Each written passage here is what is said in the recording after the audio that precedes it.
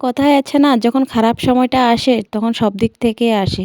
তো 2025টা কার কেমন চলছে, আমার উপর দিয়ে কি ঝড়টা যাচ্ছে একমাত্র আমিই জানি। Hello everyone, good evening. আমার ওই ছোট্ট মিনি ব্লগে আবারও তোমাদের সবাইকে ওয়েলকাম। তো দেখো, আমি সন্ধ্যার রান্নাটা বসিয়ে দিয়েছি, তাই ভাবলাম রান্না করতে করতে তোমাদের সামনে কিছু আমার মনের কথাগুলো শেয়ার করি। তো এখন যেহেতু এবছরের শেষ মাসটা চলছে আর 2026টা আমার জন্য কেমন হবে তাও আমি জানি না। 2023 থেকে আমি ভিডিও করা শুরু করি, একটু একটু করে শুরু করি, তাও তেমন করি না। আর একটু একটু করে যখন শুরু করি তখন আমার বর বলে কি তুমি চেষ্টা করো, তুমি অবশ্যই পারবে।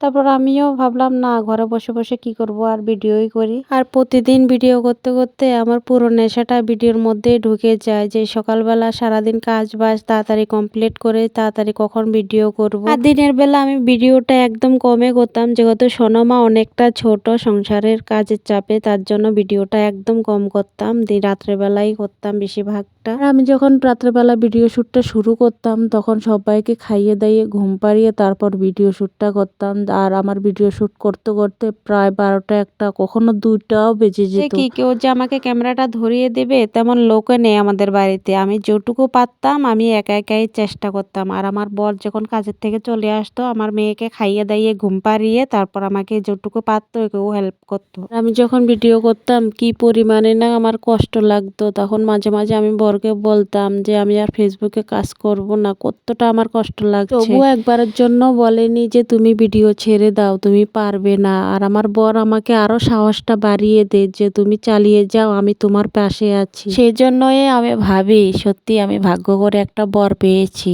আর এই সুখটা সত্যি সবার কপালে জোটে না। আমি জানি যে আমার বরের টাকা পয়সাটা একটু কম, তবু আমাকে ও মাইনাস করে নেয়। আমি যখন যেটা চাই তখনই আমাকে কোনো দিন ও না করে না। সত্যি ভগবান টাকা পয়সাটা দিলে যায় না ও আমাকে কোথায় রাখতো, তবু আমি যেখানে থাকি আমি অনেকটা শান্তিতে আছি। হয়তো কষ্টের মধ্যে থাকলো, আমি যখন বরের আদর ভালোবাসা সবকিছু পাই না, তখন সে হাজার কষ্ট থাকলো তখন সবকিছু ভুলে যায়। আর তোমরা হয়তো কেউ দেখেছো, হয়তো কেউ দেখোনি আমার বর কি কাজ করে। সত্যি তোমরা যদি দেখেছো তোমাদের চোখও জল চলে আসবে কি কাজ করে। আমি ওই বাড়িতে যখন থাকতাম তখন একদিন গিয়েছিলাম, আর আমি দেখে আমার চোখে জল চলে আসে, আর আমার বর আমাকে বাড়িতে পাঠিয়ে দেয়। তো সেই জন্যই ভাবছি যে ফেসবুকে একটু কাজ করে বরের পাশাপাশি হয়ে একটু দাঁড়াবো, কিন্তু যে ভগবান দেখো সেই সুখটাও আমার কপালে লেখে। আর আজকে 3 বছর হয়ে গেল প্রতিনিয়ত কাজ করছি ফেসবুকে, তবুও একটু সফলতা হতে পারলাম না। আমি অনেকের মুখে শুনেছি যে ফেসবুকে 3 মাস 6 মাস কাজ করলে নাকি কন্টেন্ট মনিটাইজেশন পেয়ে যায়, কিন্তু যে আমি 3 বছর ধরে কাজ করে যাচ্ছি কিন্তু আমি কন্টেন্ট মনিটাইজেশন পেয়েছি যে আজকে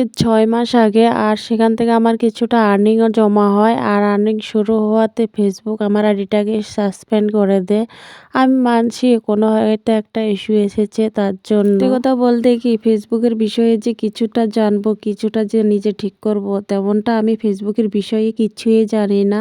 আর আমি কাউকে যে দেখাবো তেমন লোকও নেই আমাদের আশেপাশে। আর আমার আইডিটা যখন সাসপেন্ড হয়ে যায় তখন আমি কতটা যে ভেঙে পড়েছি একমাত্র আমি জানি, আর একমাত্র ভগবানে জানে। তখন আমি দিনে রাত্রে কতটা যে কান্না করেছি, আমার বর না থাকলে আমার পাশে, সত্যি আমার কে সামলাতো আমি নিজেও জানি। আর আগের আইডিটা আমি জানি অনেকে দেখতে পারবে, কিন্তু একমাত্র আমিও দেখতে পারবো না। তো যাই হোক, আমার বর আবারও বলছে যে তুমি আবারও চেষ্টা করো। তারপর বরের কথা শুনে আবারও চেষ্টা করলাম 2026-এ। জানি না আবার কি হবে আমার 2026-এ। আমি যদি এই ভিডিওর মধ্যে কোনো কিছু ভুল বলে থাকি কাউকে, প্লিজ আমাকে ক্ষমা করো। আজকের জন্য এটুকুই, দেখা হচ্ছে নেক্সট ভিডিওতে। তো সবাই ভালো থেকো, সুস্থ থেকো, আর পারলে একটু বোনের পাশে থেকো। তো আজকের জন্য টাটা।